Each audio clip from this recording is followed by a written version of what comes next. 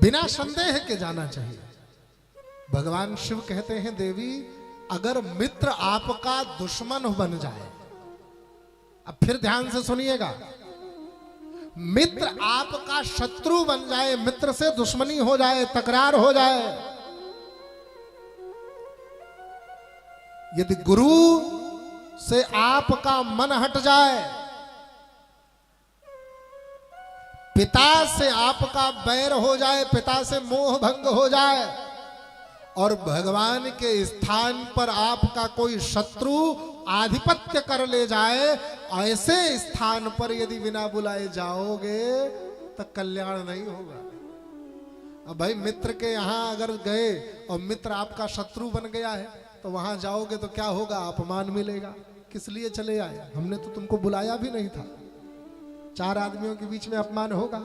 बाप से यदि मोह भंग हो गया है और बाप के घर जाओगे बिना बुलाए, तब बाप कुछ कहे न कहे, माई कुछ कहे न कहे, लेकिन भैया भाभी जरूर कह देंगे बच्चियों, काहे लिए चली आई हो मुंह उठाकर, तुम्हारे घर में खाए के लिए नहीं रहा।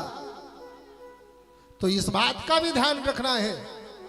जिन 4 जगहों पर बिना बुलाए जाना चाहिए, उन 4 जगहों पर इस प्रकार का संशोधन भी है कि तदपि विरोध मान जहाँ कोई, तहाँ गए कल्याण न होई। वहां पर जाने से कल्याण नहीं होगा, अनुचित हो जाएगा।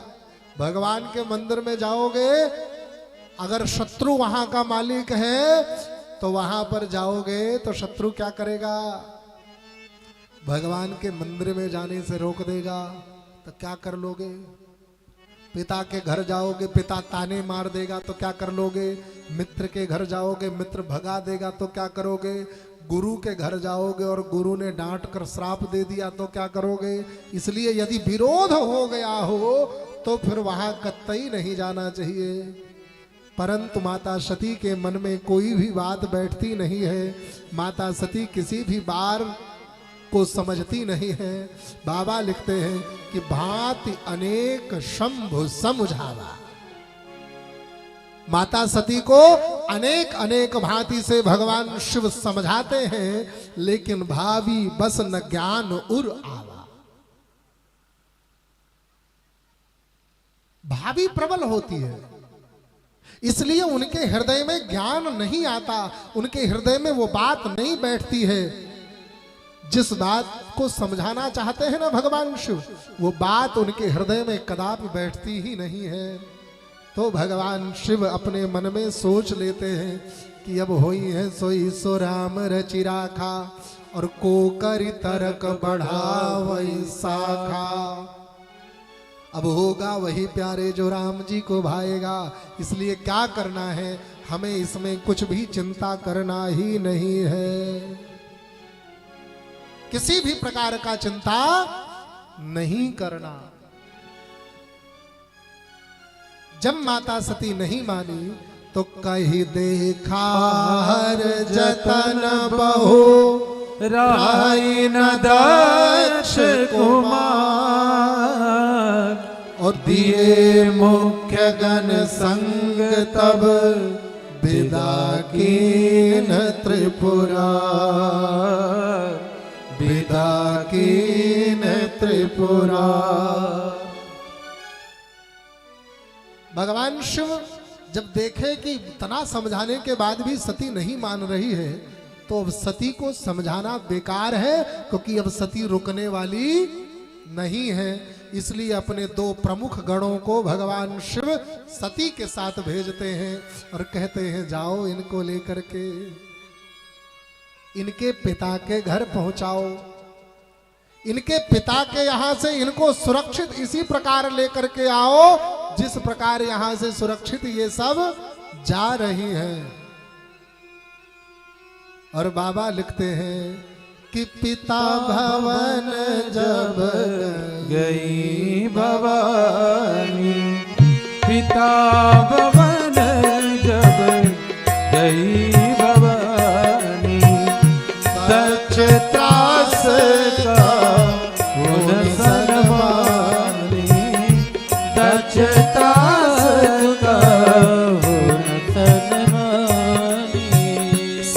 सादर भले ही मिली एक माता, सादर भले ही मिली एक माता, भगनी मिली बहुत मुस्काता, भगनी मिली बहुत मुस्काता, भगनी मिली बहुत मुस्काता।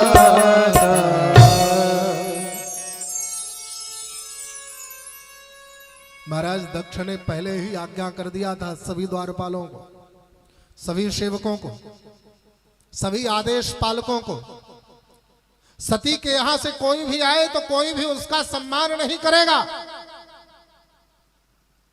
कोई भी आए उसे कोई प्रणाम नहीं करेगा, उनका कोई स्वागत नहीं करेगा। माता सती जब अपने पिता के घर जाती हैं तो देखती हैं कि दक्ष त्रास काहुन सन मानी। दक्ष जी के क्रोध के कारण, दक्ष जी के डांटने मना करने के कारण कोई भी उनका सम्मान नहीं कर रहा है, कोई नहीं कर रहा है। बहनें मिलती हैं तो बहनें मजाक उड़ाती हैं, उपहास कर रही हैं। एक बहन आई, अरे आप आ गई, हम तो आप ही की प्रतीक्षा कर रहे थे। कोई कह रहा था कि आपके यहां तो निमंत्रण ही नहीं गया। एक बहन आई, बोली अरे क्या हुआ, निमंत्रण नहीं गया तो मुंह उठाई चली आई है, उसमें कौन सी बड़ी बात है। एक बहन आई, बोले हमें नहीं पता था कि बिना बुलाए भी सती आ जाएगी कहीं भी। दूसर की बहनियां आई, उसने कहा जिसका पति पागल हो, जिसका पति बूढ़े बैल पर बैठकर चलता हो, जिसका पति नंगा हो, जिसका पति एक घर तक ना बनवा सके अपने परिवार को रखने के लिए, वो तो बस मौके ढूंढेगी ना कहीं भी आने जाने के लिए। आ गई, क्या बात। देखो शर्म भी नहीं आती, लज्जा भी नहीं आई। लेकिन जब मां मिलती है तो मां अपनी बिटिया को अपने गले से लगाती है और गले से लगा करके कहती है, बेटी तो यहां क्यों आई, सादर भले ही मिली एक माता। मां तो मां होती है ना। बच्चे कैसे भी हो जाएं, दुनिया किधर की किधर भी हो जाए, पर मां का स्वभाव मां जैसा ही रहेगा।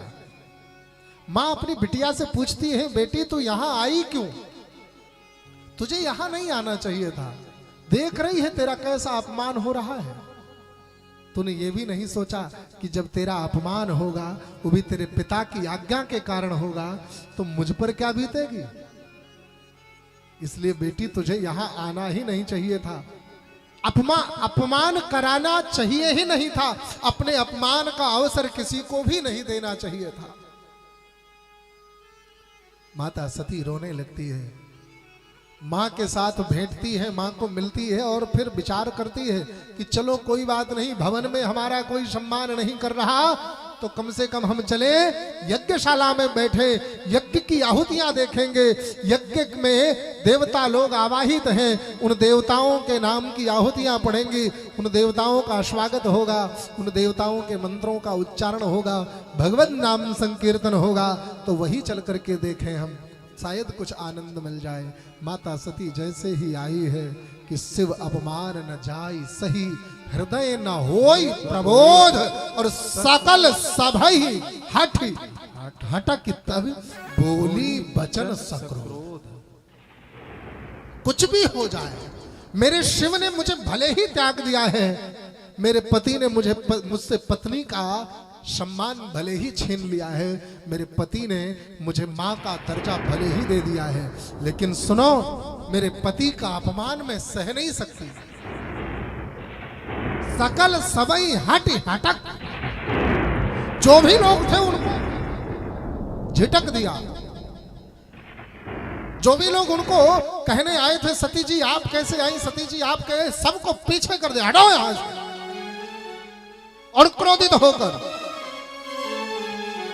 सारे महिपालों को, सारे ब्राह्मणों को,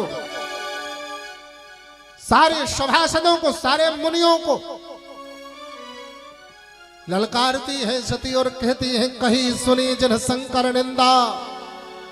जिन्होंने भी भगवान शिव की निंदा की है या जिन्होंने अपने कानों से शिव की निंदा को सुना है, सो फल तुरत लाभ सब काहू, भली भांति पछताव पिता हूं। आप सबको तुरंत इसका फल मिलेगा और पिताजी आप तो भली भांति पछताओगे, क्योंकि आपने कुछ नहीं किया फिर भी भगवान शिव का अपमान किया है। और शिव के अपमान का दंड क्या होता है आप जानते हो? सो संत शंभु श्री पद अपवादा, संत शंभु श्री पद अपवादा। सुनिए जहाँ तहाँ असमर जादा, सुनिए जहाँ तहाँ असमर जादा। काटिए काटिए तासु जीभ जो बसाई, श्रवण मोती न चलिए पराई, श्रवण मोती न चलिए पराई, श्रवण मोती न चलिए पराई। सती कहती है संत, ध्यान से सुनिएगा सुविखा निवासियों, संत श्रीपति, श्रीपति कौन? भगवान नारायण और शंभु। संत शंभु श्री पति अपवादा। किसका किसका अपवाद? मतलब बुराई, बुराई को ही अपवाद कहा गया है। संतों की बुराई जहां पर हो रही हो, जहां पर भगवान लक्ष्मी नारायण की बुराई हो रही हो, जहां पर शंभु की बुराई हो रही हो, जहां पर ऐसा हो रहा हो, सुनिए जहां तह असि मर जादा। अगर कहीं पर ऐसा हो रहा हो तो आपकी मर्यादा कहती है कि काटी तासु जी जो बसाई। 32 दांतों के बीच में जो जिह्वा है, उस जिह्वा को काट लेना चाहिए उसके। और अगर काट नहीं सकते तो श्रवण मूद नत चलिए पराई। अपने कानों में ऐसे उंगली दीजिए और वहां से निकल पड़िए, वहां एक पल भी रुकना मना है। हाँ, एक पल भी रुकना मना है।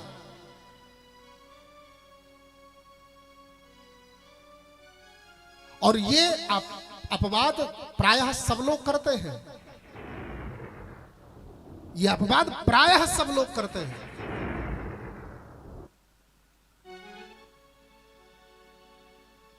कुछ नहीं मिलेगा तो गांजा भांग पीने वाले भगवान शिव का अपवाद करेंगे।